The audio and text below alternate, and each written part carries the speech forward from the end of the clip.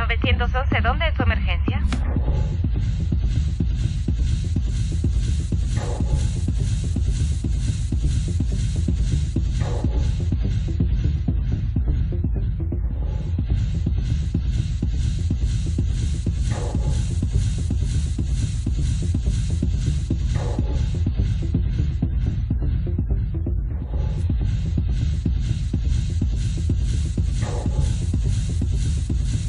Muchas gracias por acompañarnos este 14 de octubre del 2020 al rescate del alma. Gracias a Dios. Nuestro texto lema es el Salmo 9:11 que dice así: Cantad a Jehová que habita en Sión, noticiad en los pueblos sus obras. Y es lo que queremos compartirle a usted.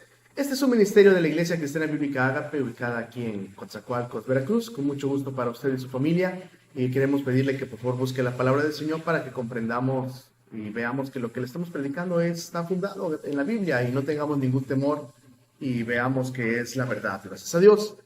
Tenemos, como cada 15 días, la bendición, consultorio bíblico, nuestro pastor. Gracias y la oportunidad de poder compartir hoy, gracias a Dios. Y seguiremos hablando acerca de Apocalipsis. Hoy seguiremos hablando de las iglesias del Asia Menor con la ayuda del Señor. Tema que hemos tratado en los últimos meses acerca del Apocalipsis. Dice, Primera de Juan 4:1.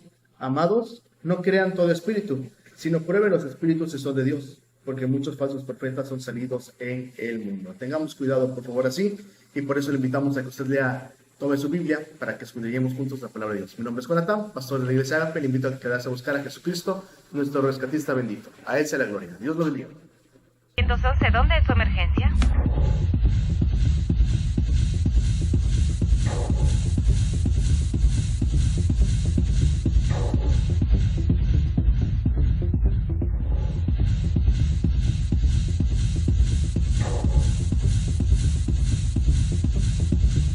Qué gusto tan grande que nos acompañan nuevamente aquí en SOS 911 al rescate del alma. Agradecidos estamos con Dios por este privilegio, pero también es una gran responsabilidad la de impartir su palabra a usted que nos hace el favor de su amable sintonía. Dios quiere que prediquemos conforme a lo que Él dejó escrito, sin añadir, suprimir, distorsionar nada de lo que Él dejó, pero además sin exponer nuestras ideas, nuestros sueños, nuestras visiones, nuestras nuevas revelaciones, nada de eso. Esa es la línea de la Iglesia Cristiana Bíblica Ágape, por eso es bíblica. Y hoy quisiera hablar con usted de algo que ocurrió hace unos días aquí en nuestro amado país. El Senado de la República, por unanimidad, todos estuvieron de acuerdo, aprobaron una ley, es un proyecto todavía, aprobaron una ley por la cual ellos prohíben el castigo físico, el castigo corporal a nuestros hijos. Aún el castigo, la ofensa verbal estará prohibida. Claro, es un proyecto. La Cámara de Senadores es la Cámara de origen, pero tiene que ir a la Cámara Revisora, la de Diputados, y de ahí esperar que el presidente, como máxima autoridad ejecutiva, de su voto o su veto, y entonces se promulgue o no esto como ley. Pero ya desde ahí nos está señalando una línea que es muy delicada. Mire usted, déjeme decirle brevemente en lo que el tiempo me permite. Los judíos, por milenios, y los cristianos en estos 2000 años, creemos que la Biblia es la palabra de Dios. Y la Biblia es nuestra regla máxima de fe, lo que creemos, y de práctica, lo que hacemos. Si creemos algo que no está en la Biblia, pues ¿cómo podemos decir que somos bíblicos o que somos cristianos? Si hacemos algo que Dios prohíbe o dejamos de hacer algo que Él manda, pues ¿cómo está nuestro cristianismo? Entonces, de acuerdo a la sabiduría eterna de Dios, perfecta, pero también a esa sabiduría milenaria que quedó escrita en un libro especial que es el libro de los Proverbios. Toda la Biblia es divinamente inspirada, dijo el apóstol Pablo. Aquí no podemos decir, bueno, pero eso es el Antiguo Testamento. No, es el Espíritu Santo el que inspiró, en este caso a Salomón, para hablar y hablar mucho acerca de la educación infantil. Dios tiene mucho que decirnos. Déjenme empezar, porque quiero sentar unas bases, con un versículo muy especial. Ese que aparece en Proverbios 13:24, donde así es escrito: el que detiene el castigo aborrece a su hijo, pero el que lo ama madruga a castigarlo. Mira, aquí Dios nos está diciendo varias cosas. Él está hablando de disciplina física. Él dice que si nosotros en verdad amamos a nuestros hijos, debemos, y usa un verbo, madrugar para disciplinarlo. Madrugar no quiere decir que a las 4 de la mañana usted le esté pegando a sus hijos unos cuerazos. No, sino que desde su infancia, desde su tierna infancia, usted debe aplicar estas sanciones físicas a su hijo. Y dice, si lo hace, será una muestra de amor. Esto es clave. Cuando castigamos a nuestros hijos físicamente, lo hacemos por amor. Se usó como argumento eso, que se frustran a los niños, que se les acompleja, que se les llena de resentimiento y aún odio para sus padres. Pero aquí Dios dice que se hace por amor. Y la omisión, fíjese, si usted no castiga físicamente a su hijo y usted dice, es que lo quiero mucho, es que cómo le voy a dar unos chanclazos, que es lo típico por aquí, a mi hijo, sí, es la viva imagen de su abuelita y además me ve con una ternura. Los niños son muy listos, saben manipular, saben cómo controlarnos y si nos descuidamos, ellos van a ser los que gobiernan, como sucede lastimosamente. Pero aquí dice que si usted pues le va a dar su reprensión y la detiene porque según usted lo quiere, el cielo es un verbo muy difícil, muy duro, lo está aborreciendo. Mire usted, esto es algo que quizá usted no lo conocía, pero hoy el Señor se lo está diciendo a usted precisamente. Le comparto otro. Ahí mismo Proverbios, capítulo 19. Pero el versículo 18. Así es escrito. Castiga a tu hijo mientras hay esperanza. Y escuche, esto es fundamental. Pero no se excite tu alma para destruirla. Castígalo mientras hay esperanza. ¿Cuándo es ese tiempo? En su infancia, cuando el niño lo obedece, cuando el niño lo ama, le teme inclusive. No un miedo a un ogro, sino un miedo de respeto. Mientras hay esperanza, no espere usted a corregir a su hijo ya en la adolescencia. No lo va a hacer ya. Aquí en nuestro medio decimos, árbol que crece torcido jamás su rama endereza. No deje que ese refrán se aplique a su hijo. Mientras hay esperanza, madrugue a castigarlo. Pero, este pero es fundamental. Lo perdieron de vista en el Senado. Y a lo mejor, o a lo peor, intencionalmente, lo perdieron de vista. Lo omitieron. Dios dice, no se excite tu alma para destruirlo. Miren, partamos de una base. Dios es amor. Si nosotros queremos a nuestros hijos, Dios los ama infinitamente más, con un amor perfecto y sabio. Y en ese amor perfecto y sabio está incluido el castigo físico. Dice, pero no se excite tu alma para destruirlo. Como cristianos, creo que, bueno, el cristianismo hizo un enorme bien a la educación infantil, pero yo he visto padres que inclusive no son cristianos y sí corrigen a sus hijos, no conocen estos mandamientos, no entienden que es voluntad de Dios, pero lo hacen por amor, pero no se excitan para destruirlo. A veces descargamos en la terrible desobediencia de nuestros hijos nuestras frustraciones en el trabajo, nuestros corajes con el tránsito ahorita con tanto vehículo y tanta gente violenta que hay. A veces discutimos con la mamá o con el papá y todo ese coraje que traemos dentro lo desquitamos sobre nuestros hijos. Una senadora fue entrevistada sobre esto. Ahí había un conductor de televisión novato, así, un novicio. Y le hablaba, yo no sé si así hay que hablar a una senadora. Yo nunca he hablado con una senadora que yo recuerde, no. Pero no le hablaría como él.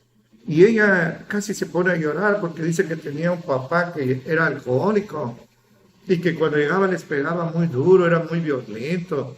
Era algo que pues los lastimaba mucho y todavía lo recuerda. Y este novicio allí casi la ignoró y la cortó. Bueno, esa mujer estaba desnudando su alma allí, pero es que mire, más que los cinturonazos, le dejó cicatrices en su alma y en su memoria. La forma, la actitud con la cual su padre, alcoholizado, borracho pues, los castigaba. Yo sabía, amigos tuve en la infancia, que eran corregidos con cables, con alambres, niñitas que, pues, recuerdo una que atendí, tiró un vaso ahí de leche y le pusieron sus manitas en un comal. Esas son salvajadas. Difícilmente se les podría llamar padres a esas personas. Dios quiere que los corrijamos, pero sin rebasar una línea que es de amor para no destruirlos. Niños han sido marcados de por vida, traen cicatrices de por vida, no solo en su piel, sino en su alma. Otros han sido mutilados, perdieron un ojito por un golpe que le dieron, con cadenas se les pega. Niños quedaron gravemente, casi paralíticos, tienen que andar con un bastón por golpes brutales que les aplicaron sus padres como energúmenos, como ogros. No. Tenemos que hacer un equilibrio en balances, poner de este lado el amor y de este lado la disciplina física. Que no se desvíe, que haya equilibrio perfecto. No solo amor para no hacerlos consentidos. Hoy se usa una palabra nini. Muchos niños, mi generación, fíjese, yo estoy por cumplir 70 años, mi generación fue reprendida a golpes. Nuestros padres aplicaban su criterio. Mi padre nunca me pegó, mi madre sí, pero no era una paliza ahí brutal, salvajes, que me dejara sangrante o cojeando. No, y al rato estábamos besándonos y abrazándonos. No hay lugar al resentimiento, porque entendemos que al mismo padre le duele cuando le está dando a su hijo, pero tienen que hacerlo porque lo ama para evitarle un futuro quizá delincuencial.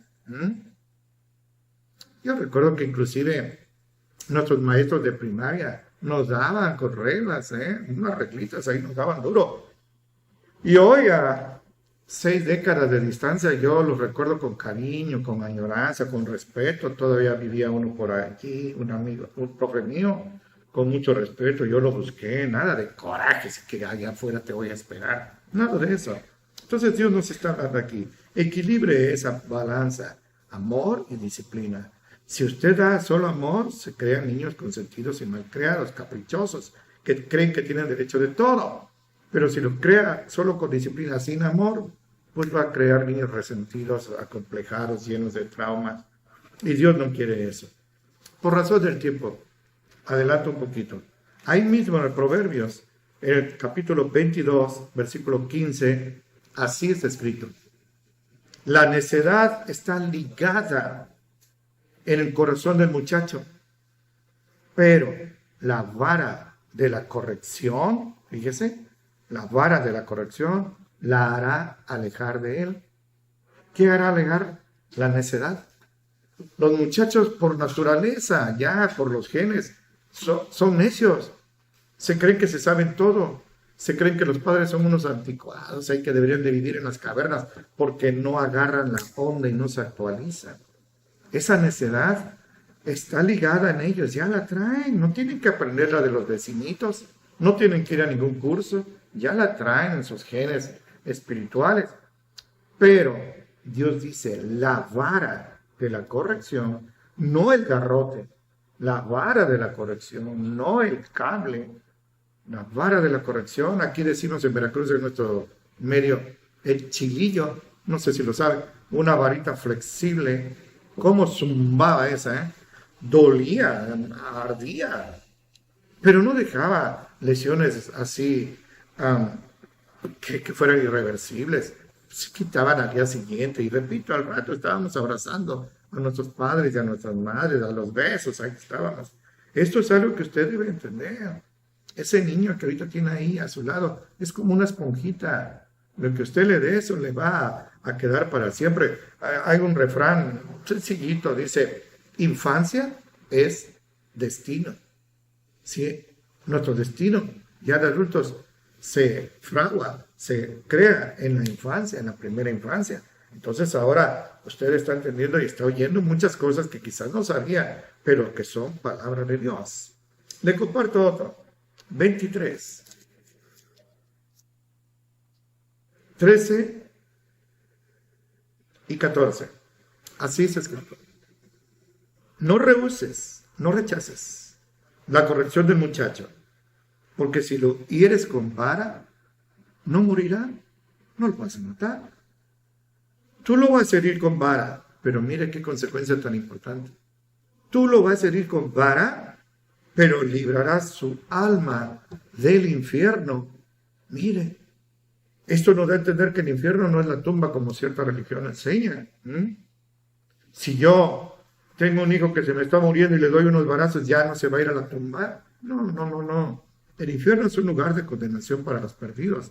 Un varazo, un chanclazo, una nalgada, bien dada, pero en tiempo oportuno, madrugando, con amor, puede alcanzar este efecto precioso, que los hijos no se vayan al infierno, como evitando que sean criminales, delincuentes, nunca como ahora la situación juvenil está. En mi época no estaba la situación tan desatada así. Ahora hay una ola de criminalidad enorme y la edad de los criminales, algunos son sicarios, son asesinos, es pequeña. Ya casi niños ya son asesinos. Pero si usted lo corrige con amor y además, como dijo Salomón, si los instruimos desde niños en el camino del Señor, en el cristianismo, aunque sean viejos, no se apartarán de él. Mire usted, si no, Dios es sabio en esto. Yo recuerdo que muchas cosas que nos decían en nuestra infancia, y me acuerdo que por ahí del 73, cierto presidente mexicano hizo relaciones con cierto presidente chileno y nos dejamos influir, o se dejó influir el gobierno por métodos socialistas, nuevas pedagogías, y se prohibía castigar físicamente a los niños. Y vino una generación que no sufrió la reprensión física cuando era necesaria, cuando era oportuna, porque era de madrugada todavía. Y mire cómo está la situación. Ni tengo que hablar mucho de eso, usted lo sabe. Yo, por supuesto, lo digo por segunda vez, que me opongo enérgicamente a los castigos brutales, a los castigos discapacitantes que logran hasta mutilaciones y fracturas. Dios quiere que los corrijamos, sí, con amor y con mesura. Corrígelo con mesura, que no se excite tu alma para destruirlo. Yo personalmente fui corregido así y yo creo que si no hubiera sido yo corregido así, ¿quién sabe qué hubiera sido de mí? ¿Quién sabe si siquiera yo vivo todavía? Lo más seguro es que no. Ahora, algo que yo sí lo digo seriamente, no le corresponde al gobierno. No le corresponde al gobierno la educación de nuestros hijos. La instrucción en las escuelas, sí, esa es su obligación. Artículo 3 constitucional, es una garantía individual para nosotros. Pero la educación de nuestros hijos nos corresponde a nosotros. Y le digo dos cosas. No son nuestros hijos, son de Dios. Nos los prestó un tiempo nada más. Y segundo, un día, tarde o temprano, no le quepa duda, un día Él le va a pedir cuenta a usted. Sí, a usted. De lo que hizo con esos niños. Cuando eran, así como decíamos antes, como un cassette virgen, como plastilina para ser moldeada, en su infancia, ahí había que sembrarles la palabra de Dios y que comprendieran muchas cosas que inclusive cuando le dábamos nuestros cinturonazos, aquí hay un pastor que yo le daba cinturonazos, pero fue para su bien, hoy es pastor. Mire, eso es una gran bendición que me dolía darle, me dolía muchísimo. Ahora, yo sé algo, esto que estoy diciendo a muchos les va a aburrir, a otros les va a fastidiar y a otros les va a molestar. Ya lo sé. A veces nos sentimos como que aramos en el desierto, sembramos en el mar. No, pero ¿saben qué? Siempre hay corazones que reciben esta palabra y la guardan. Hay tres tipos de terrenos infértiles, duro como el camino, con rocas o con espinas, pero hay terreno fértil. A ellos nos estamos dirigiendo con esperanza para que esto que han oído lo guarden en sus corazones y lo obedezcan. Y así tendrán, dice otro proverbio, si corriges a tu hijo, el hijo consentido avergüenza a su madre, pero la vara lo hará que ella tenga paz, tendrá deleite para su alma, fíjese, tranquilidad, no va a tener que andarse tronando roderos, ¿dónde está mi hijo? Tranquilidad, sabe en qué pasos, en qué caminos anda su hijo, todo el Salmo 1 se cumple en ellos, y eso es una gran bendición. Repito, muchos van a ignorar esto, lo están oyendo y ya lo están olvidando. Les entra por un oído y les sale por el otro. Pero recuerdo las palabras de Josué, el gran general hebreo. A la muerte de Moisés le cabe a él el enorme privilegio y la enorme responsabilidad de meter a 2 millones a la tierra prometida. Pero al cruzar el río Jordán dijo algo así, vamos a hacer un pacto con Dios. Si ustedes quieren desobedecerlo, adorando los ídolos de allá, del otro lado del río, los de acá, háganlo. Pero, y esto quiero que se le grabe a usted, mi casa y yo, mi familia y yo serviremos a Jehová. Josué 24:15. Mi amigo y amiga, mi hermano y hermana, es mi oración y mi esperanza, para eso estamos aquí, que esto que he escuchado no caiga en saco roto, como se dice, sino como Samuel cuando era un niño. Dice que él no dejaba caer a tierra la palabra de Jehová. Así guárdenla en su corazón. Y me despido. Déjenme decir algo, miren, me acordé. No soy nadie, ni es mi intención llamar a una resistencia civil. Vamos a ponernos al lado de ahí de los de Ferra y Terra que están ahí con sus carpas en el Zócalo para protestar. No. Los cristianos no hacemos eso. Los cristianos oramos por nuestros gobernantes y nos sometemos a nuestros gobernantes. Jamás va a haber un cristiano verdadero haciendo estas manifestaciones violentas y bloqueos y tomas de carreteras y de casetas. Nada de eso. No llamo a la resistencia civil, lo llamo a la obediencia a Cristo. El apóstol Pedro y los apóstoles fueron llamados y obligados, amenazados, para que ya no predicaran de Jesús. Los judíos al Sanedrín les prohibió. Y ellos dijeron, juzguen ustedes, ¿qué debemos hacer? ¿Qué es lo correcto? ¿Obedecer a Dios o obedecerlos a ustedes? Así está escrito en Hechos 5:29. Usted hoy está oyendo palabra de hombre. Si se aprueba esta ley, que yo espero que no, y ahí nos corresponde orar, como Esther allá en Asiria, si usted ora, eso se puede echar abajo. Pero usted oiga la palabra de Dios, obedezca. Es necesario obedecer a Dios, que hoy le hablaron, antes que a los hombres. No estoy llamando, repito, a resistencia civil ni a desobediencia a nuestro gobierno. Estoy llamando a la obediencia a Cristo. Él nos dejó su palabra y por ella debemos guiarnos. Él fue quien dijo, por cierto, sí, dejen que los niños vengan a mí. No se lo impidan, porque de ellos es el reino de los cielos. No le impida el camino a la salvación de su hijo. Tráigalo a él con la disciplina del Señor. Muchas gracias y que Dios lo bendiga mucho. 911, ¿dónde es su emergencia?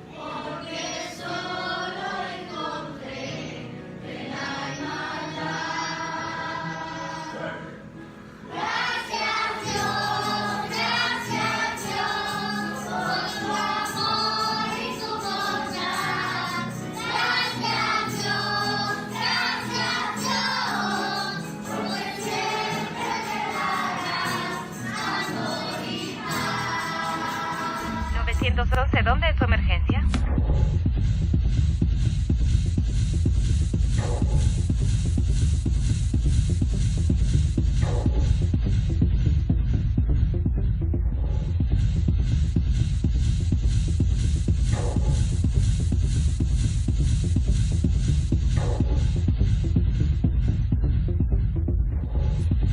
Gloria a Dios. Gracias a Dios por la palabra del Señor. Gracias a Gloria Dios a Dios. por el tema. Sabemos que la palabra del Señor es de bendición y sí, me diste y te amo, papá, te amo, mamá, porque me dieron los dos. Y y algunos hermanos de la iglesia también cuando me lo gané. Sí, gracias a Dios. Pero gracias a Dios, aquí estoy. Gracias a Dios. El Señor ha sido bueno con nosotros, gracias a Dios. Vamos a continuar con nuestro tema acerca de Apocalipsis, gracias a Dios. Hoy queremos hacer un resumen de las 7 iglesias, gracias a Dios. Sé que hemos hablado semanalmente de cada iglesia, versículo por versículo, porque es como queremos ir estudiando. Y hoy vamos a ver las iglesias, así un panorama muy general, pero preguntándonos en cuál iglesia me define, qué iglesia me caracteriza a mí. No en cuál quiero estar, sino cómo me comporto. Y vamos a ir estudiando. Vamos a empezar con la primera, según el orden que tiene la palabra de Dios, que es Éfeso. Y no lo vamos a leer todo por razón del tiempo, no creo que nos dé tiempo, pero Éfeso está del capítulo 2, del versículo 1 al 7. ¿O quieres que lo leamos? Bueno, yo quisiera referirme a un versículo que sea bien descriptivo de lo que es cada iglesia. Muy bien. Si te parece bien, sí. Por favor. Cito nada más las iglesias. 1:11 de Apocalipsis dice que son Éfeso, Esmirna, Pérgamo, Tiatira, Sardis, Filadelfia y la Odisea. Son 7 iglesias que realmente existieron, por eso se les llama históricas, pero que al mismo tiempo son simbólicas de las 7 edades que han pasado la iglesia, no las iglesias, sino la iglesia en estos 2000 años, 2020 años. Estaban en un lugar que hoy es Turquía. Y la primera, como dices, hijo, que aparece en nuestra lista es Éfeso. El versículo que yo considero clave para la iglesia de Éfeso aparece en el versículo 4 del capítulo 2, donde así está escrito: tengo contra ti que has dejado tu primer amor. Es la única reprensión que le hace a esa iglesia, pero mire usted el tamaño, la dimensión pues mortal de esta reprensión. Has dejado tu primer amor. El más grande mandamiento, le dijo Jesús a un escriba ahí que quería burlarse de él, es este: amarás al Señor tu Dios con todo tu corazón, con toda tu fuerza y con toda tu mente. Ese es el más grande mandamiento. Cristo debe ser el primer lugar, el único lugar en el trono de nuestro corazón. Y ese era el problema gravísimo, mortal de la iglesia de Éfeso. Dejó su primer amor y otras cosas u otras personas ocuparon ese trono que solo a Cristo le correspondía. Y por eso el Señor la reprendió y no quedó nada de la iglesia de Éfeso. Gloria a Dios. Gracias a Dios porque la describe Jesucristo, que es el que está hablando. Gracias a Dios.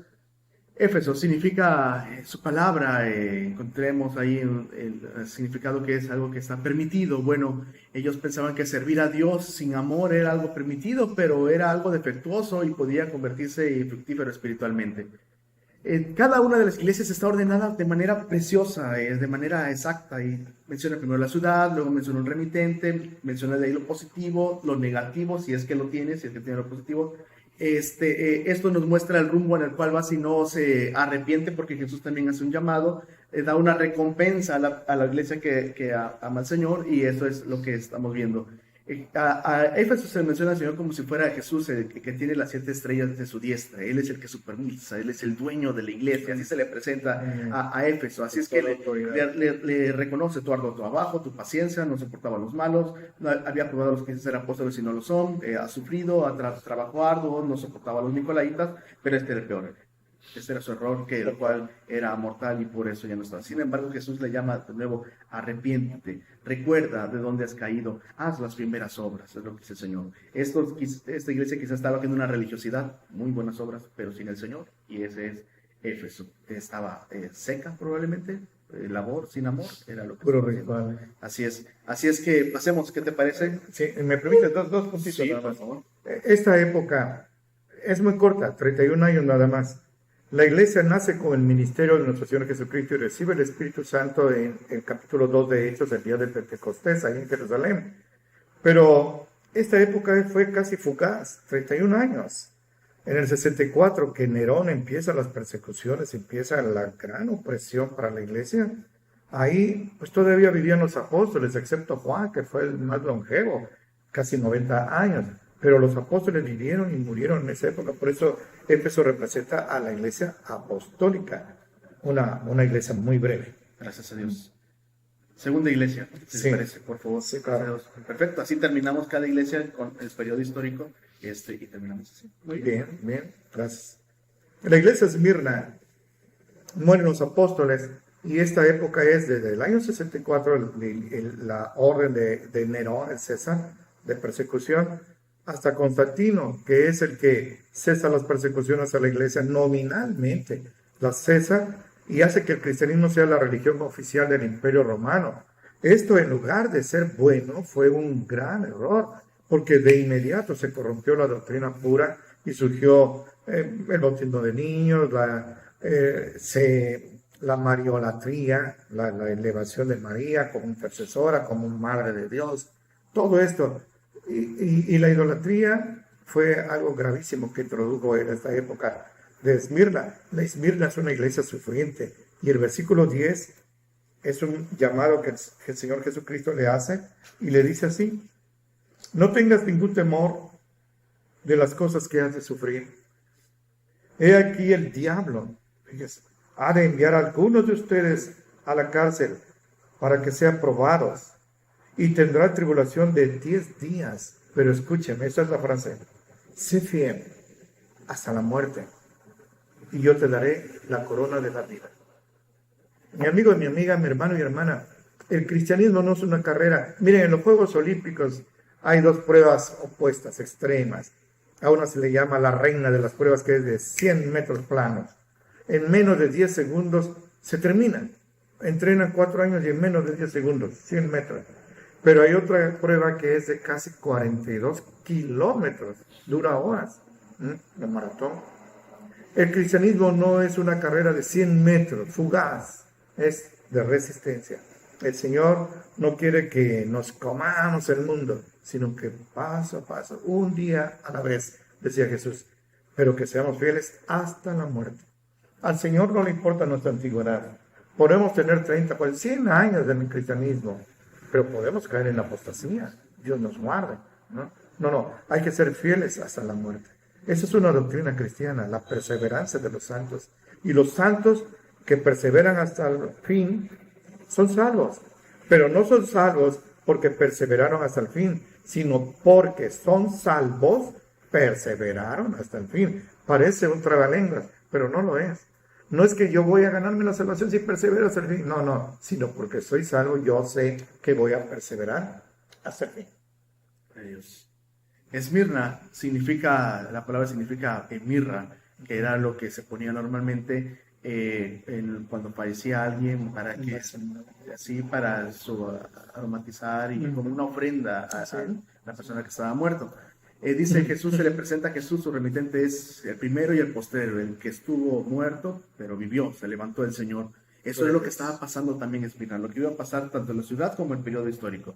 Es la iglesia sacrificial, la iglesia que da la vida por el Señor, que sangra, muere por el Señor. Los niños dieron la vida por el Señor, y esa es al cristiano, representa al cristiano que hoy está sufriendo persecución por causa del evangelio, y ama hacia el Señor y dice: Señor, en tu nombre yo te sigo, y sufra lo que sufra. Es lo que está representando Esmirna. Jesús le dice a él lo positivo, es que en la tribulación él permanecía fiel. Eso es que aunque era pobre económicamente, el Señor la veía como rica, a diferencia de otra iglesia que vamos a estudiar. Y gracias a Dios, las blasfemias de los demás, de los judíos que estaban ahí, ellos no las soportaban, las falsas doctrinas. A Esmirna es la primera de las dos iglesias que no se le menciona ningún error. Gracias a Dios. Esmirna, gracias a Dios, es una iglesia modelo. Esta era una iglesia que iba rumbo a la boca del lobo, a permanecer, y gloria a Dios, permaneció con los apóstoles en las persecuciones que dices acerca de Nerón, y durante los primeros 3 siglos de Roma y de los mismos judíos. Sin embargo, permaneció. No teman en nada lo que vas a padecer. Jesús dice: no te voy a quitar la tribulación, sopórtala. Y entonces dice el versículo que le dice bien, sé fiel hasta la muerte y yo te daré la corona de la vida. Esa es la recompensa que el Señor le da. Esta iglesia era sacrificial. Gracias a Dios. ¿Te parece un último comentario de Esmirna o pasamos? Bueno, solo decir eso, ¿no? Que los planes de Dios son tan perfectos, dicen, mis pensamientos son más altos que los de ustedes. La persecución produjo una iglesia, como dices bien, sufriente, pero fiel, santa. Y cuando Constantino termina la persecución y la hace oficial la religión cristiana, viene una corrupción espiritual, doctrinal muy grave, mortal. Eso es muy, muy peligroso. ¿No será que mejor el Señor enviara una persecución sobre nosotros, una tribulación? Piensen eso. Y si no lo hace el Señor, aproveche para vivir para Él. Así es. Lo cual representa la iglesia de Pérgamo, que es lo que vamos a estudiar. A ver, Por favor. sí. La iglesia de Pérgamo tiene un versículo que es el que yo considero clave. Claro, soy ignorante. Pero en el versículo 13 del capítulo 2 de Apocalipsis, así está escrito: yo conozco tus obras buenas.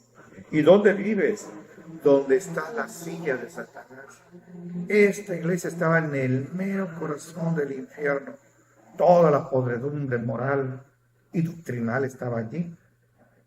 Pero retienes mi nombre. Esto es más meritorio. Retienes mi nombre y no has negado mi fe, aún en los días en que fue Antipas, mi testigo fiel, un mártir de allí, el cual ha sido muerto entre ustedes, donde Satanás mora. Tú vives donde está la silla de Satanás, pero te mantienes firme. Eso es lo que define a la iglesia de Pérgamo. Que Jesús reconozca que precisa. No es lo que a quien el hombre alaba, sino a quien Dios alaba. Esa alabanza es la que debemos de buscar. Los hombres a veces adulan por intereses mezquinos. Pero si nos atacan, pues no es normal, si a nuestro Señor lo atacaron.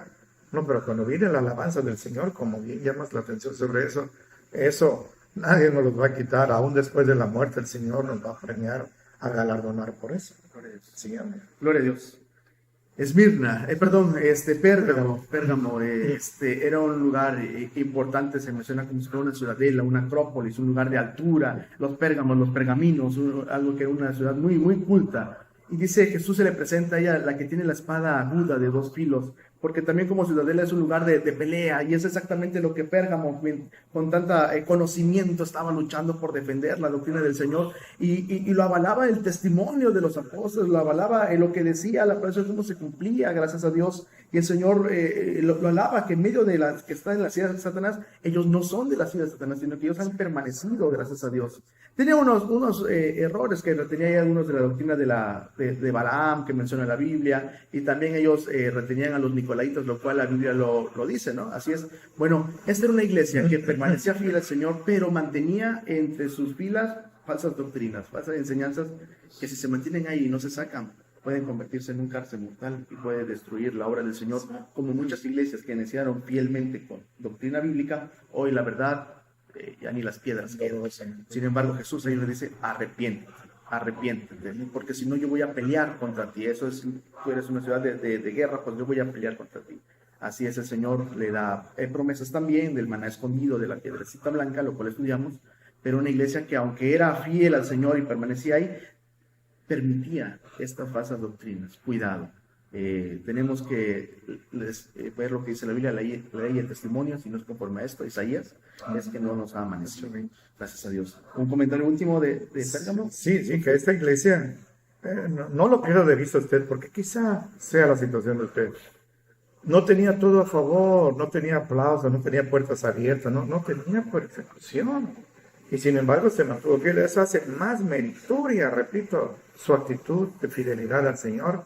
Y representa la época que va del 313 de nuestra era, el edicto de Constantino, hasta el establecimiento del papado, cuando ya los papas agarran fuerza, no solo religiosa, sino civil y militar, política. Ellos ponían reyes y quitaban reyes, según ellos.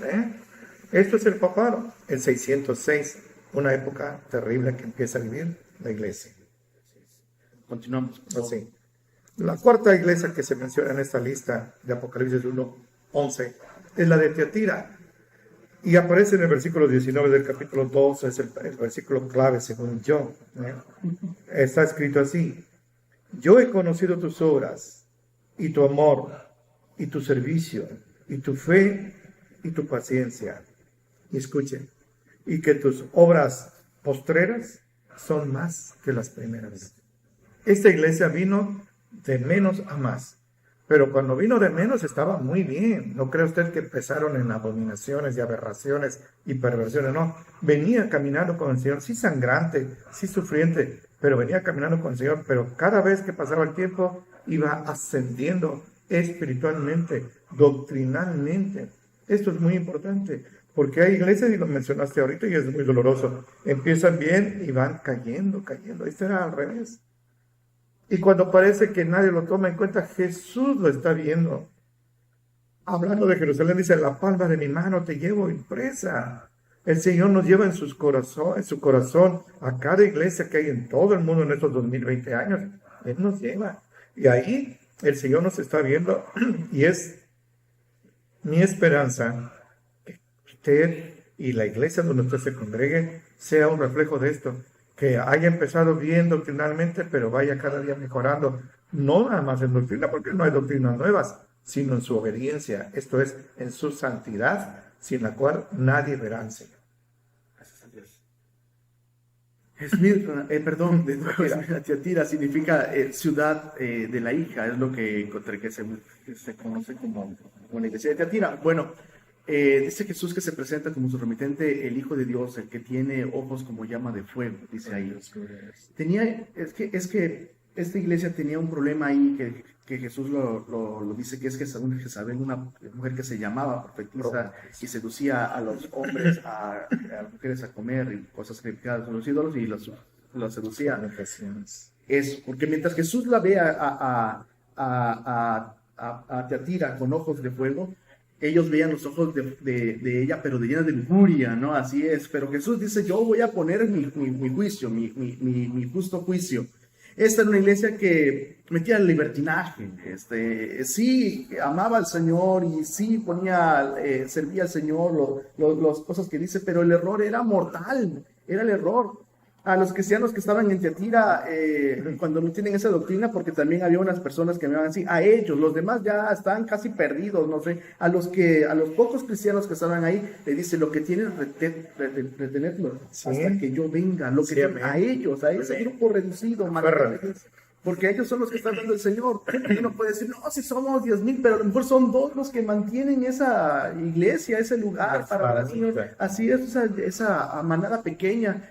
Gracias a Dios por esos hermanos que están ahí orando, por esas hermanas que están ahí buscando ser de bendición. Esta iglesia era tolerante, servía, gracias a Dios, pero era tolerante y mantenía aquí. Esto es algo mortal para la iglesia de Tiatira. Seguimos, si te parece. Sí, te digo nada más su contexto histórico. Sí, por favor. Del año 606, que se establece el papado, hasta 1517, con la reforma de Martín Lutero. Esta es una etapa la más negra, la más dolorosa, la más sangrienta de la iglesia cristiana. La era de las tinieblas se le conoce. Y esta época es donde ya el papado adquiere el poder mundial. Y se derramaron, y soy literal, ríos de sangre. Inventaron las cruzadas, y ahí se mataron millones de judíos, millones de musulmanes, millones de cristianos. Ahí eran asesinados, masacrados, todo por orden de los vicarios de Cristo. Es una blasfemia decir eso. No eran vicarios de Cristo. Esta iglesia está embriagada, dice Juan, después la vio y se viene borracha, bebiendo un cáliz de sangre de los justos. Es la gran ramera, la prostituta, es la iglesia apóstata, la iglesia que usted conoce. Esa es la iglesia representada por Tiatira. Así es. Por favor, Sardis. Sí, vamos con Sardis, la quinta iglesia. El versículo clave aquí, según yo, está en el versículo 1 del capítulo 3, 3:1. Así está escrito: y escribe al ángel, al pastor de la iglesia en Sardis, el que tiene los 7 espíritus de Dios y las 7 estrellas, dice estas cosas: escuche, yo conozco tus obras, que tiene el nombre de que vives, pero estás muerto. Qué tragedia tan grande. Esta iglesia se creía a sí misma viva, fiel al Señor, pero había caído ya en un ritualismo mecánico. Ya hacían las cosas nada más por hacerlas. No había el verdadero amor al Señor. Eran muy rígidos. La Reforma, grandes hombres, Martín Lutero, Calvino, Knox, Melanchthon, Zwinglio, grandes siervos de Dios se levantaron allí. Y antes había estado ya Savonarola, Wycliffe. Estos hombres establecieron una iglesia doctrinalmente pura, pero se volvió mecánica, acartonada. Era una iglesia, ¿qué ejemplo voy a poner? Como una momia. Es un ser humano, sí, pero está muerto. Así era. Tiene el nombre como una máquina nada más. Tiene el nombre de que sea, pero estás muerta. Muchas iglesias tienen nombres de que son cristianas, pero están muertas espiritualmente. Y esto es un espejismo mortal. Se sienten satisfechos con ellos mismos, pero están muertos. Así es, sí. ¿Cómo Jesús empieza a mencionar cada una de las iglesias? Dice, yo conozco, yo sé tus obras, yo te conozco. Así empieza hablándoles. Jesús se tomaba el tiempo, se ocupaba de las iglesias para decirles la verdad. Jesús se presenta, el que tiene los 7 espíritus de Dios, las 7 estrellas, dice esto, yo lo veo todo, le dice él, a él. Yo veo que tú tienes nombre de que vives, y sin embargo dice, estás muerto, es lo que dice el Señor. Tenía algo positivo, tenía unas pocas personas en Sardis que habían mantenido sus vestiduras limpias, sí. Andaban conmigo en el Señor. Jesús se los reconoce, gracias a Dios.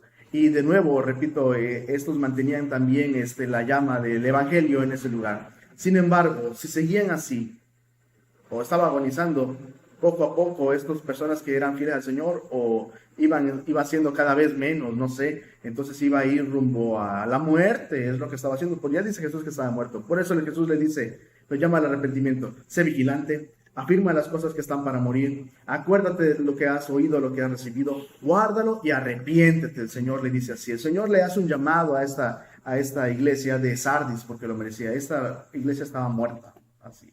Sí. A los ojos del Señor estaba muerta, aunque había un remanente, y gracias a Dios que era fiel a Dios. Gracias a Dios por esta iglesia de Sardis. Amén, amén. Que abarca de en 1517 al 1750, la época de la Reforma. Así es, eso es la iglesia de Sardis. Apocalipsis 3, 1 al 6. Sigamos, por favor. La siguiente es la iglesia de Filadelfia, la del amor fraternal. Y el versículo clave aquí, según yo, es el versículo 10.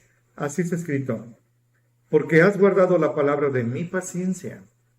Yo también, escúchenme, te guardaré de la hora de la tentación o de la prueba que ha de venir en todo el mundo. No una tribulación local, regional, sino en todo el mundo. Está hablando de la gran tribulación. Para probar a los que moran en la tierra. Dios le dice, tú has sido fiel, has sufrido, has tenido persecuciones, has salido ya de ese acartonamiento religioso y te has hecho más viva. Vives mi palabra. En la Reforma, los púlpitos, qué reverencia, qué solemnidad, muy bien, correcto, pero ahí se quedaron. No, en la iglesia de la Filadelfia, esa época, ellos salieron de los templos y de los púlpitos y se fueron a predicar a las calles, a los mercados, en las casas, hacían grupitos, en los caminos predicaban esos siervos de Dios. Lo poco que tenían ahí rescatado de la iglesia católica, conseguían unos partes de los textos, les sacaban copias a mano y se lo entregaban a la gente. Esta iglesia dio lugar a 2 movimientos importantísimos, de los cuales, del servicio y la fidelidad que ellos tuvieron, estamos gozando nosotros los efectos. El puritanismo y el metodismo, como Juan Wesley. Esto es algo que usted debe tener en su corazón. Busque en su YouTube. Ahora es tan fácil buscar y tener información. Ahorita el que no es erudito es porque no quiere. Pero usted busque puritanismo y va a ver qué gran vida, qué santidad la de esos hombres, que por cierto muchos de ellos vinieron a lo que hoy es Estados Unidos, en el Mayflower, en un barco, y vinieron y poblaron la Nueva Inglaterra, ahí en Filadelfia precisamente. Ah, por eso se llama Filadelfia. Filadelfia, gracias a Dios, sí. Ok, sí, Estados Unidos. No sabía eso, fíjate, gracias a Dios. Filadelfia significa amor fraternal. Amén, Es amén. lo que ellos practicaban, gracias a Dios. Jesús se le presenta a Filadelfia, su remitente, como el santo, el verdadero, el que tiene la llave de David, el que abre y ninguno cierra, y cierra y ninguno abre. Amén. Esa llave de David, esa llave del Mesías, Jesús le dijo al apóstol Pedro, esa llave es el Evangelio. Amén, amén. Tenemos la iglesia, Sí. tenemos todo, gracias a Sí, Dios. sí. Esa es la llave que abre los corazones. Sí. Dice Jesús que aunque tenía poca fuerza, dice Jesús, el que está hablando, ellos han retenido su palabra, la han guardado y no han negado su nombre. Esta iglesia, al igual que Esmirna, son las únicas dos que no se les menciona ningún error. Gracias a Dios, Gracias sí. a Dios, el Señor solamente las alaba y les dice que sigan así, que Amén. permanezcan al Señor. Amén. Esta iglesia también dice ahí que va rumbo a los galardones, ahí dice el Señor, porque el Señor los va a premiar. Es la iglesia del rapto. Gracias a Dios, exactamente, encaja perfectamente, gracias a Dios. He aquí yo vengo pronto, ahí está Amén. lo que le dice el Amén. Señor, retén lo que tienes para que ninguno robe tu corona, gracias a Dios. Amén. Y le promete también que serán columna en el templo de Dios y si lo honran hacia el Señor. Amén. Entonces el Señor les hace llamado, mantente, honra al Señor. A veces vemos, por ejemplo, deportistas que una vez que llegan a lo alto en algún campeonato, en alguna corona, simplemente de ahí se caen, no retienen nada y se vuelven un desastre, caen en las drogas y ya después solamente quedan los recuerdos. Pero difícilmente alguien mantiene mucho tiempo ese ritmo, ¿no? Sí, de campeón. Bueno, el Señor quiere que nosotros honremos al Señor con perseverancia, con firmeza y no ser fluctuantes. Esta iglesia es la iglesia fiel. La iglesia fiel que ama al Señor y Misionera. le gusta exactamente compartir el Evangelio. Y no sé si a nosotros nos gusta hacerlo. Si de serlo así, bueno, Filadelfia, vuélvalo a leer, es para usted la iglesia de Filadelfia. Un último comentario, gracias. Sí, en unos segundos, hijo. Del 1750 a 1900. Apenitas, déjeme decirlo así. Pero grandes siervos de Dios, el movimiento misionero que llevó el evangelio a regiones inhóspitas que ni siquiera se sabía que existía. ¿Qué idiomas tenían? No sabían. Costumbres terribles, bárbaras, canibalismo había aquí. Hudson Taylor a la China interior, William Carey a la India, a Don Hiram Hudson, que inclusive estuvo en Estados Unidos y en Inglaterra, se vivió allí. Grandes siervos de Dios levantó el Señor, David Livingstone a África, para ganar miles y miles de almas para el Señor. Gracias a Dios.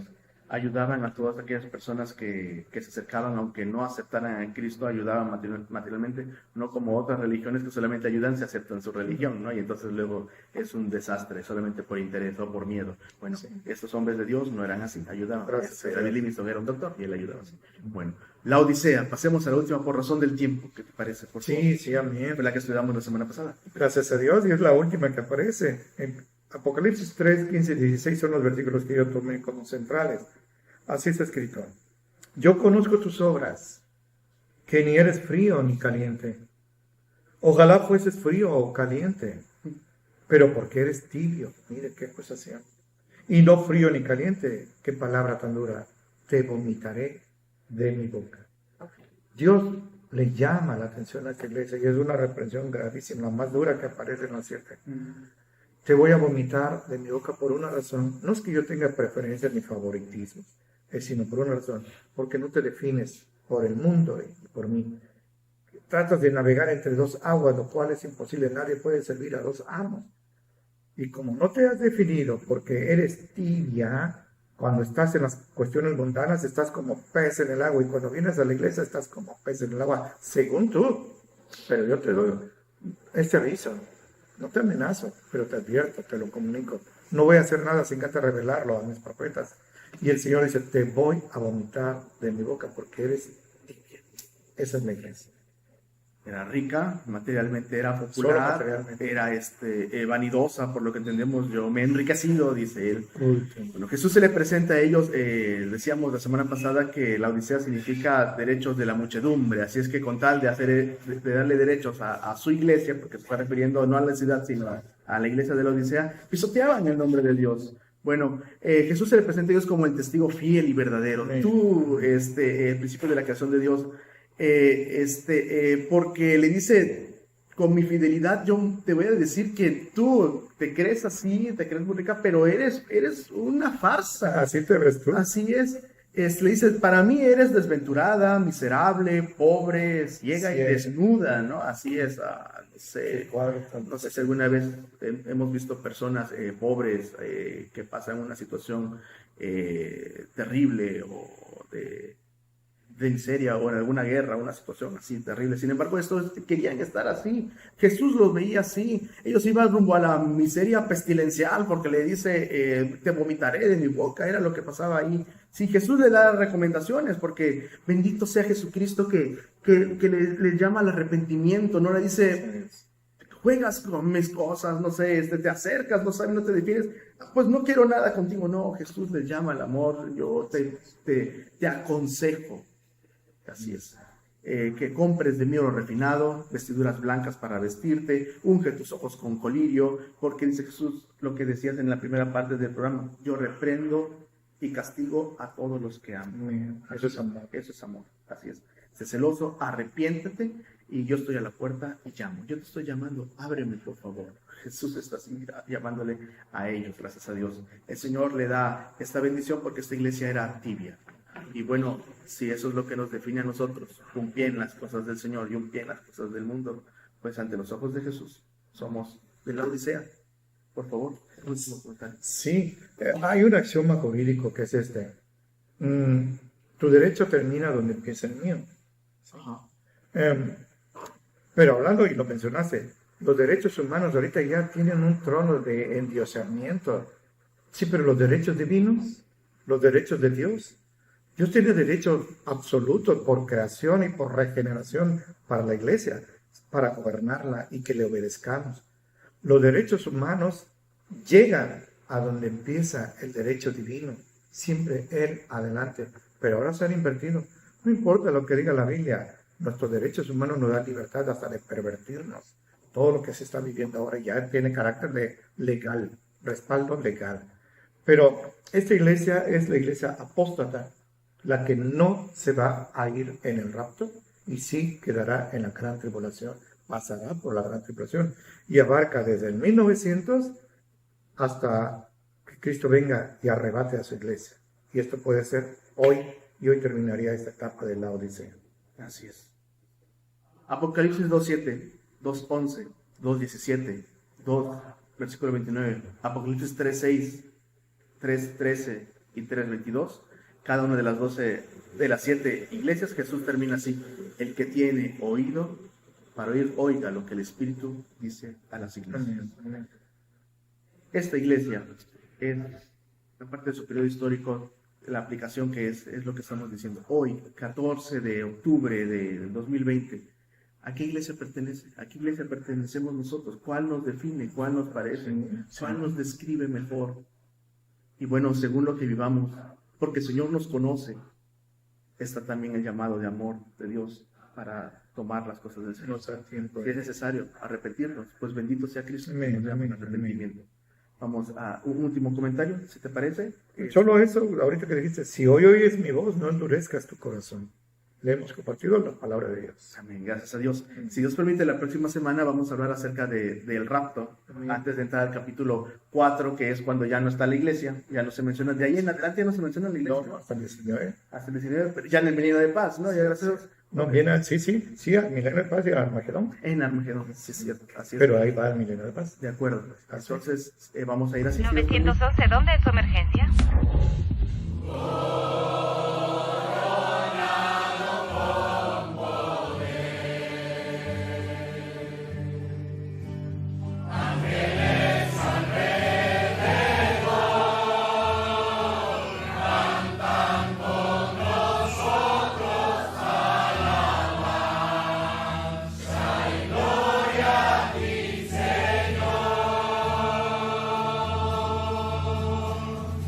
Santo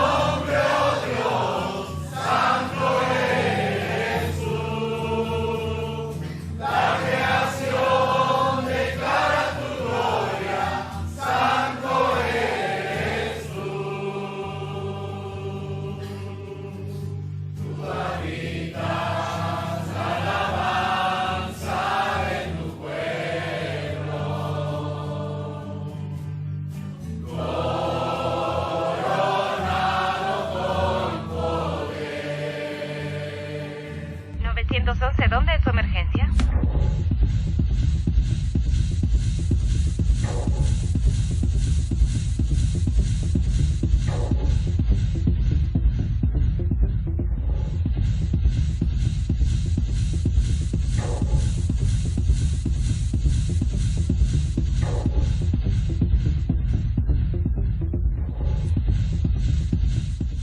Gloria a Dios. No queremos despedirnos sin antes hacer la oración, que es importante, muy importante. Amén. Amén. Padre, gracias porque siempre estás por nosotros. Tú, como dice tu palabra, no te duermes ni adormeces. Tú eres nuestra sombra, nuestra mano derecha. Y siempre estás cuidando a tu pueblo y nos bendices, aun aquellos que no te aman, aun aquellos que te repudian, aborrecen y ofenden. Tú los bendices y ni cuenta se dan. Padre, te ruego que en el nombre de Jesús aceptes nuestras vidas una vez más. Nos reconsagramos a ti pidiéndote que mejores todo lo que hemos fallado. Como decía Pablo, hay cosas que no queremos hacer y las hacemos, y buenas que queremos hacer no las hacemos. Ayúdanos. Ayúdanos porque queremos solamente agradarte a ti. Que nuestra vida no traiga oprobio, no traiga descrédito, no sea vituperado tu nombre por nuestra culpa, sino al contrario. Sea como un homenaje, como el perfume de la ofrenda mecida de la tarde que suba así como un aroma fragante delante de ti. Ayúdanos a vivir como hijos tuyos y vivir así en santidad. Guarda México, Padre, estamos tan afectados por las lluvias, por las inundaciones, por los ciclones, Señor, y por el virus, pero te ruego que nos guardes a tu pueblo, Señor, y nos sigas bendiciendo como siempre lo haces. Te lo suplicamos en Cristo Jesús. Amén.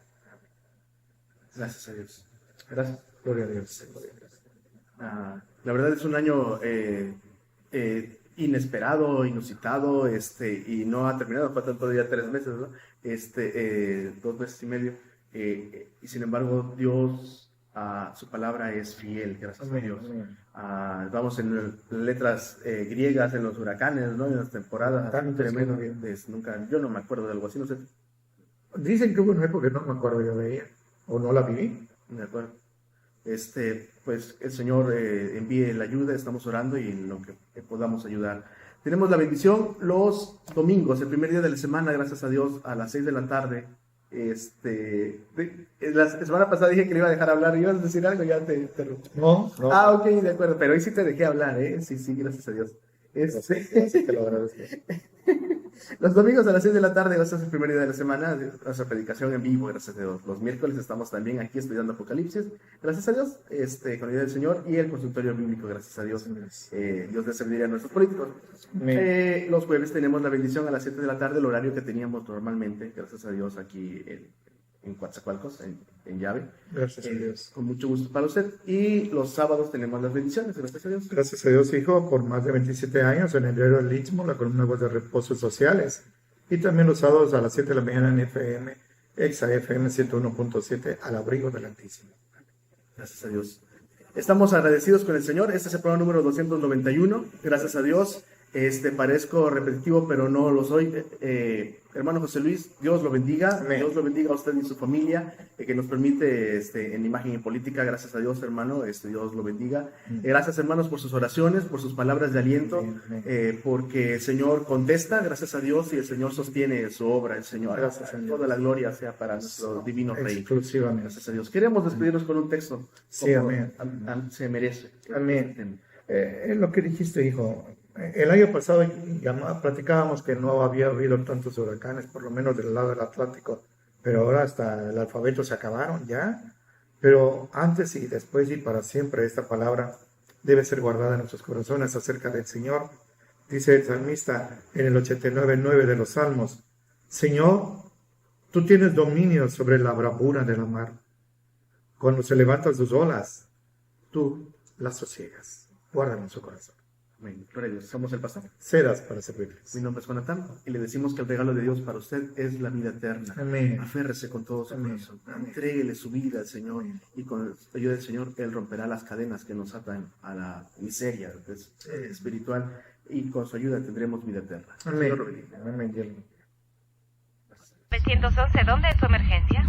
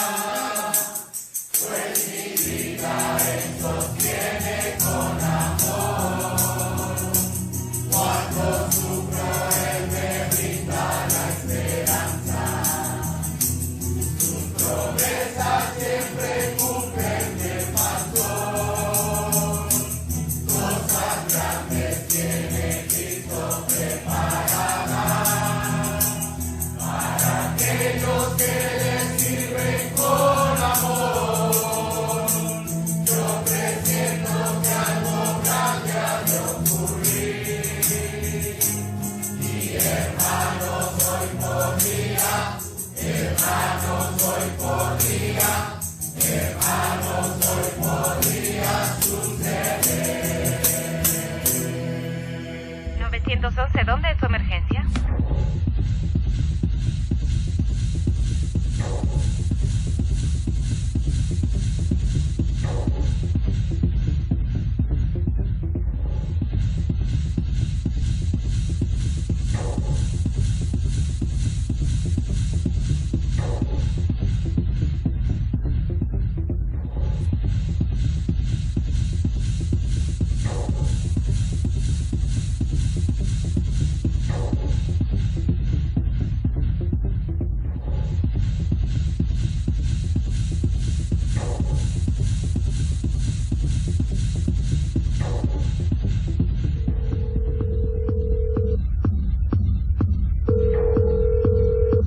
¿911, dónde es su emergencia?